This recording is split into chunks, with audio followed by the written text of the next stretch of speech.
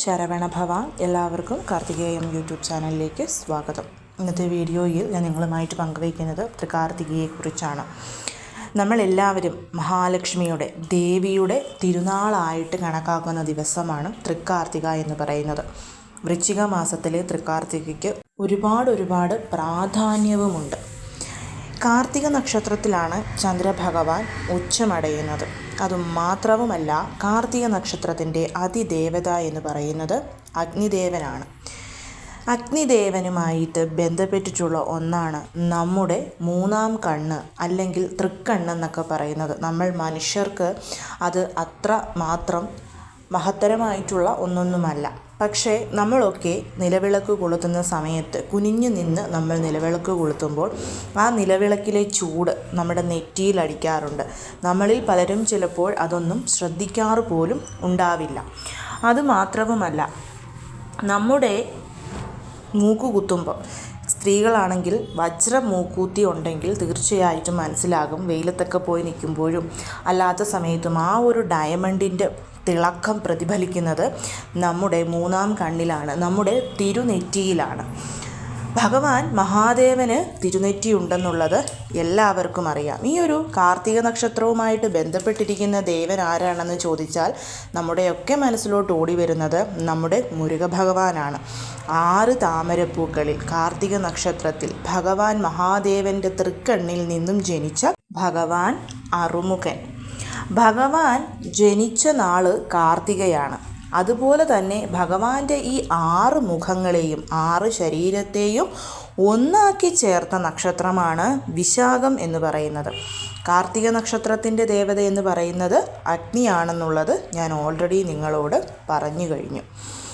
അപ്പോൾ നമ്മൾ എന്താണ് ചെയ്യുന്നത് ഈ ഒരു തൃക്കാർത്തിക ദിവസം? നമ്മൾ നമ്മുടെ വീട്ടിൽ ചെയ്യുന്ന ഓരോ കാര്യങ്ങളും നമ്മുടെ മുൻജന്മ പാപങ്ങളെയൊക്കെ അകറ്റി നമ്മുടെ വീട്ടിലോട്ട് സർവ്വസമ്പൽ സമൃദ്ധിയും ഐശ്വര്യവും കൊണ്ടുവരാൻ സഹായകമാകുന്ന ഒന്നാണ്. ഞാൻ പറഞ്ഞു, നമ്മുടെ നെറ്റിയിലെ മൂന്നാം കണ്ണ്, നെറ്റിക്കണ്ണെന്ന് പറയുന്നത് അഗ്നിയെ കുറിക്കുന്നതാണ്. അതുമാത്രവുമല്ല, കാർത്തിക നക്ഷത്രത്തിൻ്റെ പക്ഷി എന്ന് പറയുന്നത് മയിലാണ്. കാർത്തികയിൽ ജനിച്ച ഭഗവാൻ മുരുകൻ്റെ വാഹനവും മയിലാണ്. അതുകൊണ്ട് തന്നെ ഇവയെല്ലാം തമ്മിൽ ഒന്നു ചേർന്നിരിക്കുന്നു. നമുക്കറിയാം, നമ്മൾ ഭഗവാൻ മുരുകനെ വിളിക്കുന്ന മറ്റൊരു പേരാണ് ജ്യോതി സ്വരൂപൻ എന്നുള്ളത്. അതേപോലെ വൃശ്ചിക മാസത്തിൽ നമ്മൾ ഭഗവാൻ മഹാദേവനെ വിളിക്കുന്ന എന്താണ്? സൂര്യഭഗവാന്റെ മറ്റൊരു രൂപമാണ് ഭഗവാൻ എന്നുള്ളതാണ്. സോ നിങ്ങൾ ഈ ഒരു കാർത്തിക നക്ഷത്രം വരുന്ന ദിവസം, ഈ വർഷത്തെ കാർത്തിക നക്ഷത്രം തൃക്കാർത്തിക നമ്മൾ ആഘോഷിക്കുന്നത് 2025 ഡിസംബർ 3 ബുധനാഴ്ചയാണ്. അതിന് തലേ ദിവസം ഡിസംബർ 2-ാം തീയതി നമ്മൾ വീട്ടിൽ ഭരണി ദീപം കൊളുത്തണം. അത് പിതൃക്കളുടെ അനുഗ്രഹത്തിനും യമദേവൻ്റെ അനുഗ്രഹത്തിനും നേരത്തെ ഉള്ള മരണത്തിൽ നിന്നുമൊക്കെ നമ്മളെ മോചിപ്പിക്കും. അതിനെക്കുറിച്ചുള്ള വീഡിയോ ഞാൻ ഉടനെ തന്നെ ഇടുന്നതാണ്. ഈ ഒരു തൃക്കാർത്തിക ദിവസം നിങ്ങൾ നിങ്ങളുടെ വീട്ടിൽ ചെയ്യുന്ന ഓരോ കാര്യങ്ങളും നിങ്ങളെ ശനിദോഷത്തിൽ നിന്നും വിടുവിക്കും. അതേപോലെ തന്നെ ദാമ്പത്യ സൗഖ്യം, സന്താന സൗഭാഗ്യം, നല്ല ആരോഗ്യം, മനസ്സമാധാനം ഇവയൊക്കെ തരുന്നതാണ്. കാർത്തിക നക്ഷത്രം വരുന്ന ദിവസം ബുധനാഴ്ച സന്ധ്യയ്ക്ക് 6 മണിക്ക് ശേഷം, അതായത് സൂര്യ അസ്തമനത്തിൻ്റെ ആ ഒരു സമയം മുതൽ വേണം നമ്മൾ നമ്മുടെ വീട്ടിൽ ദീപങ്ങളൊക്കെ കൊളുത്തി എഴുന്നള്ളിക്കാൻ വേണ്ടിയിട്ട് അഗ്നിദേവനെ. അപ്പം നമ്മൾ നമ്മുടെ വീട്ടിലെ ഈച്ച് ആൻഡ് എവറി കോർണറിലും ദീപം തെളിയിക്കണം. ടോയ്ലറ്റും ബാത്റൂമും സെപ്പറേറ്റ് ആണെങ്കിൽ അവിടെ ഓരോ ദീപങ്ങൾ വെച്ച് കൊളുത്തി വെക്കണം. അടുക്കളയിൽ, നമ്മുടെ വടക്ക് കിഴക്ക് ഭാഗത്ത്, പൂജാമുറിയിൽ, വീടിന് ഫ്രണ്ടിൽ, ബാൽക്കണിയിൽ, എത്ര ബെഡ്റൂമുണ്ടോ അവിടെ, ഇരുട്ട് എവിടെയൊക്കെ ഉണ്ടെന്ന് നിങ്ങൾക്ക് തോന്നുന്നുണ്ടോ അവിടെ എല്ലാം ഈ ഒരു ദിവസം നമ്മൾ ദീപം കൊളുത്തണം. അവിടെയൊക്കെ ദീപം കൊളുത്തുമ്പോൾ ഓം അഗ്നിദേവനെ വരുക എന്നുള്ള മന്ത്രം ചൊല്ലിക്കൊണ്ട് വേണം നമ്മൾ എല്ലായിടത്തും ദീപങ്ങൾ കൊളുത്തി വെക്കാൻ വേണ്ടിയിട്ട്. ഈ ഒരു തൃക്കാർത്തിക ദിവസം നമ്മൾക്ക് 27, അതായത് ഓരോ നക്ഷത്രങ്ങളെയും പ്രതിനിധാനം ചെയ്തുകൊണ്ട് ഓരോ ദീപങ്ങൾ, അങ്ങനെ 27 ദീപങ്ങൾ കൊളുത്താം.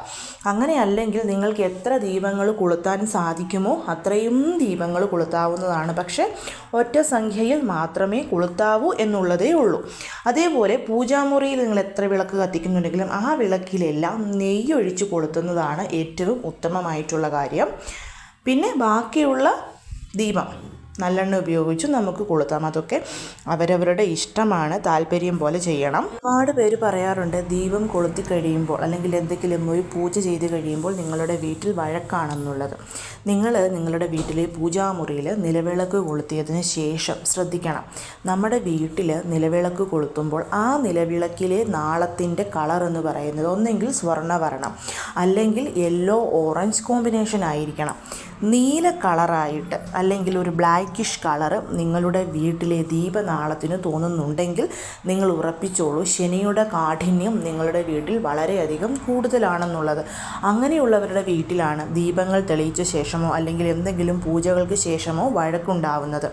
നിങ്ങൾ ഇത് ഇന്ന് വരെ ശ്രദ്ധിച്ചിട്ടില്ലെങ്കിൽ ഇന്ന് മുതൽ നിങ്ങളിത് ശ്രദ്ധിച്ചു തുടങ്ങിക്കോളൂ. പ്രത്യേകിച്ച് ഈ ഒരു തൃക്കാർത്തിക ദിവസം നിങ്ങൾ എന്തെങ്കിലും ഒരു ആഗ്രഹത്തിന് വേണ്ടി ഭഗവാനോട് പ്രാർത്ഥിച്ചുകൊണ്ട് പൂജ ചെയ്യുമ്പോൾ ഈ ഒരു ലക്ഷണം നിങ്ങൾ കത്തിക്കുന്ന ദീപനാളത്തിൽ കണ്ടാൽ തീർച്ചയായും നിങ്ങളുടെ വീട്ടിൽ ശനികാഠിന്യമുണ്ട്. ശനികാഠിന്യം ഉള്ളതുകൊണ്ടാണ് ഈ പ്രശ്നങ്ങളൊക്കെ ഉണ്ടാകുന്നത്. അപ്പോൾ ഇത് മാറ്റാൻ നിങ്ങൾ ചെയ്യേണ്ടത് തുടർച്ചയായി ദീപം കത്തിച്ച് പ്രാർത്ഥിച്ചുകൊണ്ടേയിരിക്കുക. 11 ദിവസം തുടർച്ചയായി മുടങ്ങാതെ നിങ്ങളുടെ വീട്ടിൽ വിളക്ക് കൊളുത്തി ശനിദോഷത്തിൽ നിന്നും വിടുതലുണ്ടാവണമെന്ന് പ്രാർത്ഥിച്ചാൽ തീർച്ചയായിട്ടും മാറ്റമുണ്ടാകുന്നത് നിങ്ങൾക്ക് തന്നെ കാണാനായിട്ട് സാധിക്കുന്നതാണ്. ഇനി നമ്മൾ ഈ ഒരു തൃക്കാർത്തിക ദിവസം ഭഗവാൻ മഹാദേവൻ്റെ അനുഗ്രഹത്തിന് വേണ്ടിയിട്ട് നമ്മൾ ചെയ്യേണ്ടുന്ന കാര്യം ഭഗവാന് മുൻപിൽ ദീപങ്ങൾ കൊളുത്തി വെക്കുക. ചിലർ ശിവലിംഗം മോഡലൊക്കെ ഉണ്ടാക്കി ദീപം തെളിയിച്ചു വെക്കും, അല്ലെങ്കിൽ ഓം എന്ന ദീപം തെളിയിച്ചു വെക്കും മൺവിളക്കൊക്കെ വെച്ചിട്ട്. അല്ലെങ്കിൽ ശിവലിംഗമുള്ളവർക്ക് അതിന് ചുറ്റും 11, 3, 7 ദീപങ്ങൾ കത്തിച്ചു വെച്ച് മന്ത്രങ്ങൾ ചൊല്ലാവുന്നതാണ്. ഇപ്പം നിങ്ങൾക്കിതൊന്നും പറ്റില്ലെങ്കിലും ഭഗവാൻ മഹാദേവൻ്റെ ഫോട്ടോയോ ശിവലിംഗമോ വീട്ടിലുണ്ടെങ്കിൽ ആ ഒരു ഫോട്ടോ അല്ലെങ്കിൽ ശിവലിംഗമാണെങ്കിൽ അഭിഷേകം ചെയ്യണം. അഭിഷേകമൊക്കെ ചെയ്തതിന് ശേഷം അതിന് മുൻപിൽ ഒരു നെയ്ദീപം കൊളുത്തി വെക്കണം. 365 ദീപങ്ങൾ കൊളുത്താൻ സാധിക്കുമെങ്കിൽ അതും കൊളുത്താം. അതല്ലെന്നുണ്ടെങ്കിൽ ഫോട്ടോയാണെങ്കിൽ അത് തുടച്ച് വൃത്തിയാക്കി ഒരു കൂവളത്തിൽ സമർപ്പിച്ചിട്ട് ശിവായ നമ ഈ ഒരു മന്ത്രം നിങ്ങൾ 54 പ്രാവശ്യം ജപിക്കേണ്ടതാണ്. ശിവായ നമ ശിവായ നമ എന്ന് 54 പ്രാവശ്യം ജപിക്കണം.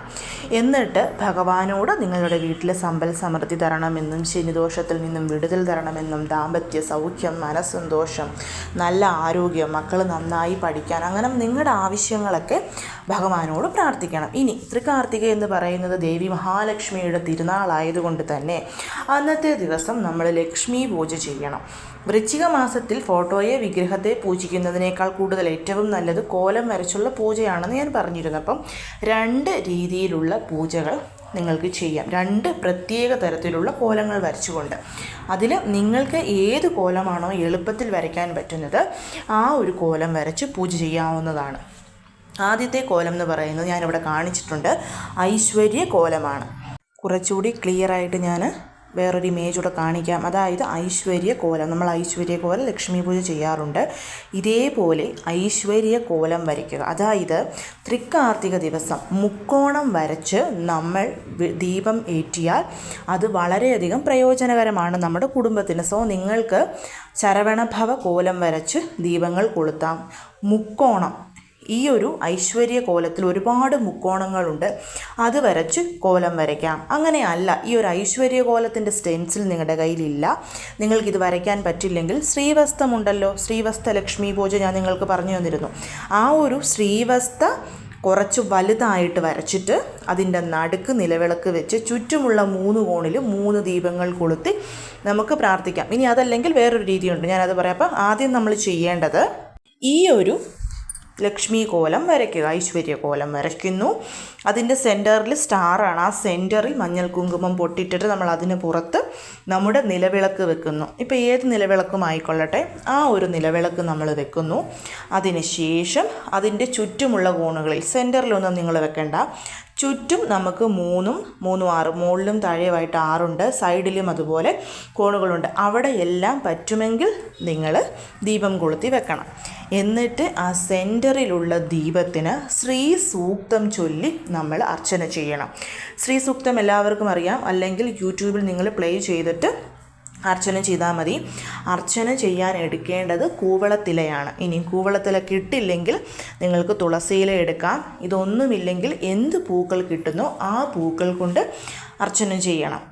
ഇനിയിപ്പം ഈ ഒരു ലക്ഷ്മി കോലം നിങ്ങൾക്ക് വരയ്ക്കാൻ പറ്റില്ലെങ്കിൽ ഞാൻ പറഞ്ഞല്ലോ, ശ്രീവസ്ത്രം വരയ്ക്കുന്നു.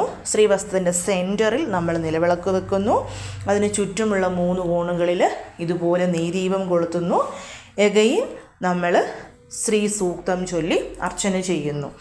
ഇത് രണ്ടും നിങ്ങളെ കൊണ്ട് പറ്റില്ല എങ്കിൽ ശ്രീ സൂക്തത്തെ കുറിക്കുന്ന ഒരു കോലമുണ്ട്. ആ ഒരു കോലം ഞാൻ നിങ്ങളെ കാണിച്ചു തരാം.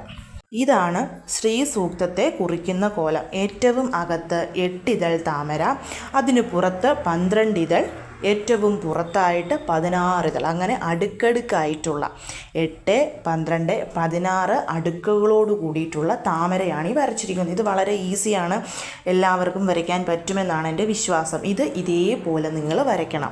വരച്ചിട്ട് ആ ഏറ്റവും സെൻറ്ററിലുള്ള വട്ടത്തിൽ നമ്മൾ നമ്മുടെ നിലവിളക്ക് വെക്കുന്നു. ഏറ്റവും പുറത്ത് 16 ഇതളുകളുള്ള ആ ഓരോ കോണിലും 16 മൺവിളക്കുകൾ, അല്ലെങ്കിൽ 16 ദീപങ്ങൾ. ഇപ്പം നെല്ലിക്കയൊക്കെ കിട്ടുമെങ്കിൽ നെല്ലിക്ക ദീപം കൊളുത്താം, അല്ലെങ്കിൽ മൺവിളക്ക് കൊളുത്താം. ഇനി 16 എണ്ണം ഇല്ല എന്ന് പറയുന്നവർ നിങ്ങളുടെ കയ്യിൽ ഉള്ള വിളക്കുകൾ എത്രയാണോ അത്രയും വെച്ച് ചുറ്റും കത്തിച്ചിട്ട് ശ്രീ സൂക്തം കൊണ്ട് നമ്മൾ ദേവിക്ക് അർച്ചന ചെയ്യണം. ഇവിടെ നിങ്ങൾക്ക് അഷ്ടോത്തരം ചൊല്ലി അർച്ചന ചെയ്യാം, അഷ്ടലക്ഷ്മി സ്തോത്രം ജപിക്കാം, ഒക്കെ ചെയ്യാം. പക്ഷേ ശ്രീ സൂക്തത്തിന് വളരെയധികം പവർ ഉള്ളതുകൊണ്ടാണ് ശ്രീ സൂക്തം ചൊല്ലി തന്നെ നിങ്ങളിത് അർച്ചന ചെയ്യണം എന്ന് ഞാൻ പറഞ്ഞതിൻ്റെ പിന്നിലെ കാരണം. ഈ കാണിച്ചിരിക്കുന്ന എല്ലാ കോലങ്ങളും മാക്കോലമായിട്ട് നമുക്ക് വരയ്ക്കാവുന്നതാണ്. ഇപ്പോൾ നമ്മുടെ കയ്യിൽ സ്റ്റെൻസിലാണ് ഉള്ളതെങ്കിൽ നമുക്ക് ഐശ്വര്യകോലം സ്റ്റെൻസിൽ കൊണ്ട് വരച്ചാൽ മതിയാവും. ശ്രീവസ്ത കോലവും അതേപോലെ ശ്രീ സൂക്തത്തെ കുറിക്കുന്ന ഈ ഒരു മണ്ഡല എന്നറിയപ്പെടുന്ന ഈ ഒരു കോലവും നിങ്ങൾക്ക് സാധാരണ നമ്മുടെ കോലപ്പൊടി കൊണ്ട്, അതായത് കോലമാവുണ്ടല്ലോ, മാക്കോലം കൊണ്ട് വരച്ചാൽ മതിയാവും. ഇനി വിളക്കിനെ അന്നത്തെ ദിവസം ദേവിയായി അലങ്കരിച്ച് പൂജ ചെയ്യുന്നതാണ് ഏറ്റവും ഉത്തമമായിട്ടുള്ള കാര്യം. ഇത് ഈ കഴിഞ്ഞു പോയ വെള്ളിയാഴ്ചത്തെ ലക്ഷ്മി പൂജയായിരുന്നു. 8 താമരപ്പൂക്കൾ വരച്ചിട്ട്. അപ്പം ഞാൻ ഇതുപോലെ വിളക്ക് അലങ്കരിച്ചാണ് പൂജ ചെയ്തത്. നിങ്ങൾക്കും ഇങ്ങനെ അലങ്കരിച്ച് പൂജ ചെയ്യാൻ താല്പര്യമുണ്ടെങ്കിൽ തീർച്ചയായിട്ടും ചെയ്യണം. ഇനി ഇതിന് പറ്റില്ലെങ്കിൽ വിളക്കിൻ്റെ ആ ഒരു സെൻറ്റർ പാർട്ടിൽ, അതായത് ഞാൻ ആ മാലയും വളയും ഒക്കെ ഇട്ടിരിക്കുന്ന ആ ഒരു പാർട്ടിൽ തണ്ടുണ്ടല്ലോ, ആ പാർട്ടിൽ പൂവ് കൊണ്ടൊരു മാല ചുറ്റിയിട്ട് നിങ്ങൾക്ക് പൂജ ചെയ്യാവുന്നതാണ്. ഇത് വളരെ വളരെ ഐശ്വര്യകരമായിട്ടുള്ളൊരു കാര്യമാണ്. നമ്മുടെ വീട്ടിലോട്ട് ഐശ്വര്യത്തെ കൊണ്ടുവരുന്ന, അന്ന് ലക്ഷ്മി പൂജ ചെയ്തിട്ട് ഒരുപാട് പേരുടെ മെസ്സേജ് ഉണ്ടായിരുന്നു. അവർക്ക് ആ പൂജ ചെയ്യാൻ പറ്റി എന്നതിനേക്കാൾ കൂടുതൽ അവർക്ക് മനസ്സിന് വന്ന സന്തോഷമാണ് അവർ ഞാനുമായിട്ട് പങ്കുവെച്ചത്. സോ കഴിയുന്നതും നിങ്ങളെല്ലാവരും ഇത് ചെയ്യാനായിട്ട് ശ്രമിക്കണം. കാരണം തൃക്കാർത്തിക എന്ന് പറയുന്നത് ദേവിയുടെ തിരുനാളാണ്. സോ ദേവിയെ നമ്മൾ അത്രമാത്രം അലങ്കരിച്ച് പൂജ ചെയ്യുന്നതാണ് ഏറ്റവും ഉത്തമം. ഇനി ഞങ്ങളെക്കൊണ്ട് ഇതൊന്നും പറ്റില്ല എന്ന് പറയുന്നവർ കഴിയുന്നതും 5 തിരിയിട്ട് നെയ്യൊഴിച്ച് വിളക്ക് കൊളുത്തി ആ വിളക്കിന് ചുറ്റും പൂക്കൾ കൊണ്ട് അലങ്കരിച്ച് നിങ്ങൾ ദേവിക്ക് മുൻപിലിരുന്ന് ശ്രീസൂക്തം ജപിച്ച് പൂക്കൾ സമർപ്പിച്ചാൽ മതിയാവും. അതുമാത്രവുമല്ല, അന്നത്തെ ദിവസം നമ്മൾ സമർപ്പിക്കേണ്ടുന്ന നിവേദ്യങ്ങൾ ഒരുപാടുണ്ട്. പഞ്ചാമൃതമാണ് അതിലേറ്റവും മുൻപിൽ നിൽക്കുന്നത്. പഞ്ചാമൃതത്തിൽ ധാരാളം ഈന്തപ്പഴവും അത്തിപ്പഴം, ഫിഗ് എന്ന് പറയും, അതും ഇട്ടുള്ള പഞ്ചാമൃതം നിങ്ങൾക്ക് സമർപ്പിക്കണം. അതുമാത്രവുമല്ല, ഉണ്ണിയപ്പം അല്ലെങ്കിൽ നെയ്യപ്പം, അതായത് തൃക്കാർത്തികയിൽ അന്ന് എന്തെങ്കിലും ഒരു അപ്പം നമ്മൾ വീട്ടിൽ ഉണ്ടാക്കിയിരിക്കണം. നിങ്ങൾക്ക് ഉണ്ണിയപ്പം ഉണ്ടാക്കാൻ പറ്റുമെങ്കിൽ ഉണ്ണിയപ്പം അല്ലെങ്കിൽ നെയ്യപ്പം, ഒരു ഏറ്റവും കുറഞ്ഞതൊരു 5 എണ്ണമാണെങ്കിലും മതിയാവും. അതെങ്കിലും ഉണ്ടാക്കി സമർപ്പിക്കണം. അതേപോലെ തന്നെ ശിവായ നമഃ എന്നുള്ള മന്ത്രം ചൊല്ലാനായിട്ട് മറക്കരുത്. അതുമാത്രവുമല്ല, അന്നത്തെ ദിവസം മഞ്ഞൾ ഗണപതിയെ വീട്ടിൽ ഉണ്ടാക്കി വെക്കുന്നത് വളരെ വളരെ ശ്രേഷ്ഠമാണ്. ഞാൻ പറഞ്ഞല്ലോ, ഇപ്പോൾ പൂജയൊക്കെ നിങ്ങൾ ചെയ്യുമ്പോൾ വഴക്കൊക്കെ ആണെന്നുണ്ടെങ്കിൽ നിങ്ങൾ ചെയ്യേണ്ടത് ബുധനാഴ്ച രാവിലെ എഴുന്നേറ്റ് പൂജാമുറിയിൽ ഒരു വിളക്ക് കൊളുത്തി മഞ്ഞൾ ഗണപതിയെ ഉണ്ടാക്കണം.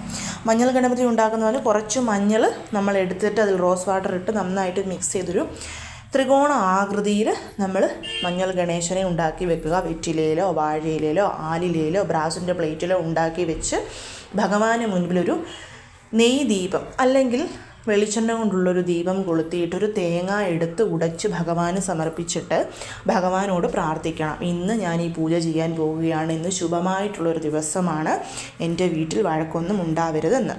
ഇനിയിപ്പോൾ മഞ്ഞൾ ഗണപതിയെ ഉണ്ടാക്കാൻ അറിയില്ലെങ്കിലും നിങ്ങളുടെ വീട്ടിലുള്ള ഗണപതി ഭഗവാന്റെ മുൻപിൽ ഇത് ചെയ്താലും മതി. ഇത് ഏതൊരു ശുഭമായിട്ടുള്ള ദിവസം നിങ്ങളുടെ വീട്ടിൽ വന്നാലും ചെയ്യാൻ പറ്റുന്നൊരു റെമഡിയാണ്. ഇപ്പോൾ നിങ്ങളുടെ വെഡ്ഡിങ് ആനിവേഴ്സറി, മക്കളുടെ ബർത്ത്ഡേ, വിഷു, ഓണം, അതുപോലെ നമുക്ക് എന്തെങ്കിലും ഒരു സന്തോഷകരമായ ദിവസമുണ്ടെങ്കിൽ അന്ന് രാവിലെ ഗണേശന് മുൻപിൽ ഒരു ദീപം കൊളുത്തി ഒരു തേങ്ങായും ഉടച്ച് പ്രാർത്ഥിച്ച് നിങ്ങളൊന്ന് നോക്കൂ. ഒരു പ്രശ്നവും നിങ്ങളുടെ വീട്ടിൽ ഉണ്ടാവുകയുമില്ല. ഏറ്റവും നല്ല രീതിയിൽ ഏറ്റവും നിറവോടുകൂടി നമ്മുടെ ആ ദിവസത്തെ നമുക്ക് പൂർത്തീകരിക്കാനും സാധിക്കും. അതുമാത്രവുമല്ല, പിന്നെ ചെയ്യേണ്ടുന്ന മറ്റൊരു കാര്യം സാമ്പ്രാണി പുകയ്ക്കണം എന്നുള്ളതാണ്. സാമ്പ്രാണി പുകയ്ക്കുമ്പം നിങ്ങൾ ഈ മുസ്ലിംസിനെയൊക്കെ കണ്ടിട്ടില്ലേ, അവർ ഈ പുകയ്ക്കുമ്പം ഈ ഒരു മയിൽപ്പീലി കൊണ്ടാണ് ആ പുക അവർ വായുവിലോട്ട് വിടുന്നത്. അതിൻ്റെ കാരണം മയിൽപ്പീലിക്ക് നെഗറ്റീവ് എനർജി ഇല്ലാതാക്കാനുള്ള കഴിവുണ്ട്. സോ തൃക്കാർത്തികയുടെ അന്നത്തെ ദിവസം രാവിലെയോ വൈകിട്ടോ നിങ്ങൾ നിങ്ങളുടെ വീട്ടിൽ മയിൽപ്പീലി ഉണ്ടെങ്കിൽ നന്നായിട്ട് സാമ്പ്രാണി പുകച്ചിട്ട് മയിൽപ്പീലി കൊണ്ട് വായുവിൽ ആ ഒരു സാമ്പ്രാണി പുകയെ കലർത്താനായിട്ട് ശ്രമിക്കണം. ഇത് നമ്മുടെ വീട്ടിൽ നെഗറ്റീവ് എനർജി ഉണ്ടെങ്കിൽ അതിനെ പിന്തള്ളി പോസിറ്റീവ് എനർജി നമ്മുടെ വീട്ടിലോട്ട് വരാൻ വേണ്ടിയിട്ട് സഹായിക്കുന്ന ഒന്നാണ്.